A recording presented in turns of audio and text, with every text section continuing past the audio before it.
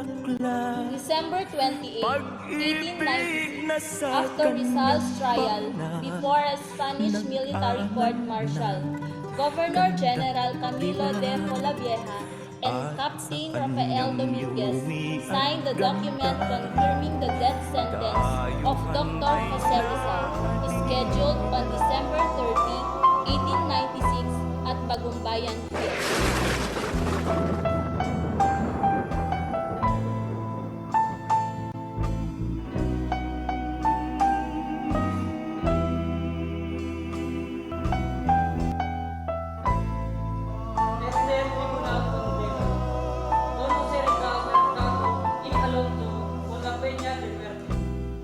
Así decretado y ordinado por el Tribunal Ordinario Marcial del Cuarto como testigo por el presidente, los miembros del tribunal.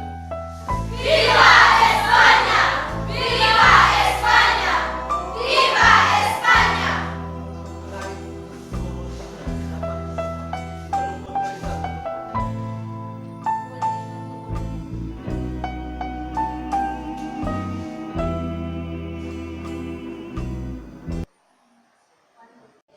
The tribunal condemns Don Jose Rizal Mercado y Alonso with the penalty of death, so decreed and ordered by the ordinary court-martial of the post, as witnessed by the president and members of the tribunal. Meanwhile, at Dr. Jose Rizal's prison cell, Lieutenant Andrade tries to argue with him on the outcome of his case and speaks. Assault! Tulad! This is my first time to hear you utter such words, Tabe. It appears you're blooded. What happened was not fair. They did not give us enough chances to defend the case. They manipulated the proceedings. They just used us. And now, I shall resign from all my duties in the government. I will go back to Spain. I am ashamed to you. I am ashamed to all of you. Why? Because I have failed. A moment of silence comes across between the two, and Rizal stands up to pat Lieutenant Andrade on his right shoulder and spoke. You're not a Spaniard, Tabe. We're just the same.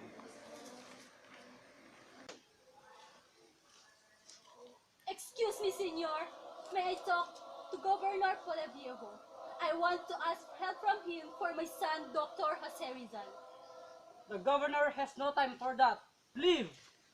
Please, have mercy. He's the only chance to save my son's life. Señora, por favor. After hearing the word pabor, the Governor-General comes down and walks his way towards the door, where Doña Alonso was trying to plead for help from him.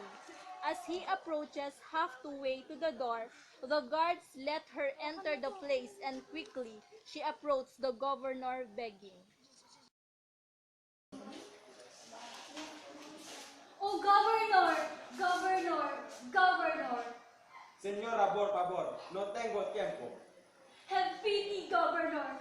Please, I beg you, for my son, Jose Rizal. Lo siento.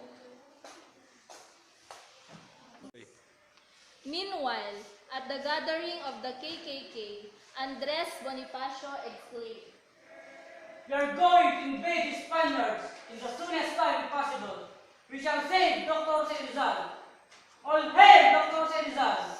All hail Dr. Jose Rizal! Please calm down. Please calm down. Security over my brother is heavy. The Spaniards are prepared for any plan to save my brother. And so are we. We are not scared of them. My fellow Tipuneros, till death for Dr. Jose Wait! Rizal. Please calm down. Please calm down. Even I would want to save my dearest brother Rizal. But Jose Rizal himself don't want to risk our lives dependence from the Spaniards. Pepe's fate lies now on the hands of God. We can do anything else about that. December 29, 1896, Dr. Jose Rizal was then taken to the chapel where he was to await the dawn of the day that would bring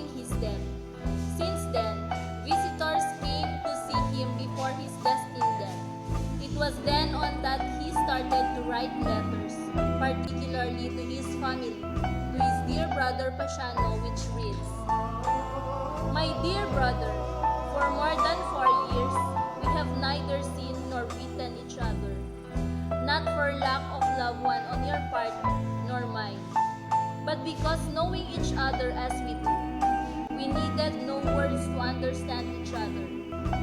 Now that I am about to die, I dedicate these last lines to you to tell you how sorry I am to leave you alone in the world, bearing the burden of the full family and our old parents.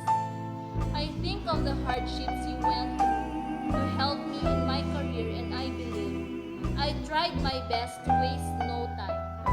My brother, if the fruit is bitter, the fault is not mine, but fate's.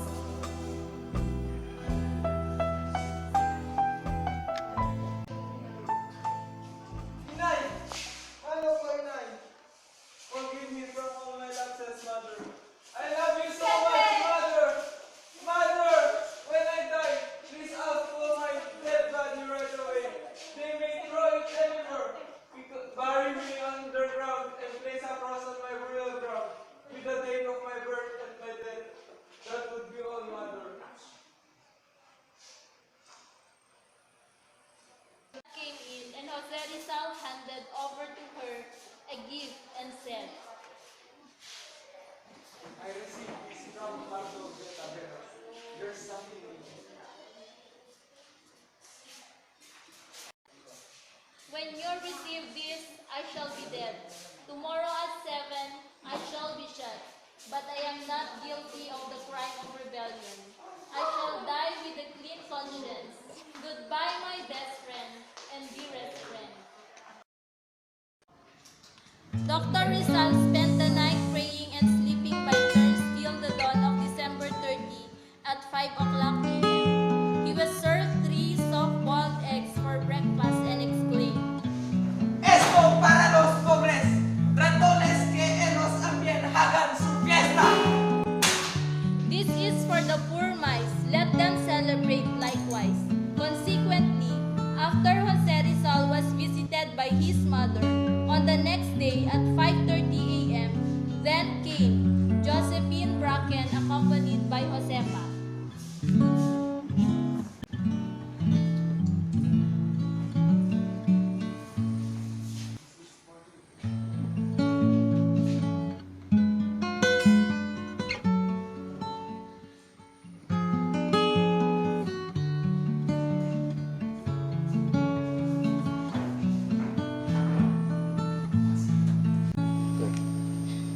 Prepared!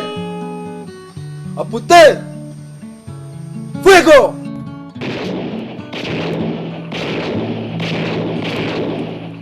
¡Viva España!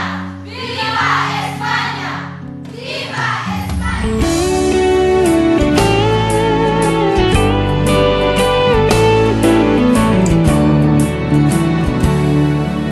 Ako'y isang Pinoy sa puso't diwa, Pinoy na isinilang sa ating bansa. Ako'y hindi sanay sa wikang mga banyaga, ako'y Pinoy na mayroong sariling wika. Mercy shot!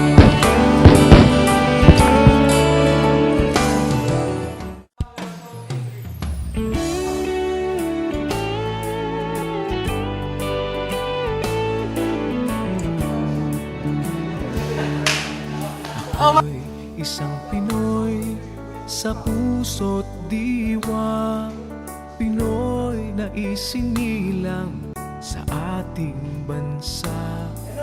Ako'y hindi sanay sa wikang mga banyaga, ako'y Pinoy na mayroong sariling Meanwhile, wika. at the house of Governor General Polavieja, Doña Tudora Alonso recognized Wika just two ang words. bansa, ang gamit kong salita. Lights, camera, action. Sinilangan, hangad kong nag-iambag. kalayaan. Sikat Jose Rizal nooy nagwika, siya ay nagpangaral sa ating bansa. Hirap magmahal sa sariling wika, ay higit pa ang amoy sa kabahong isda.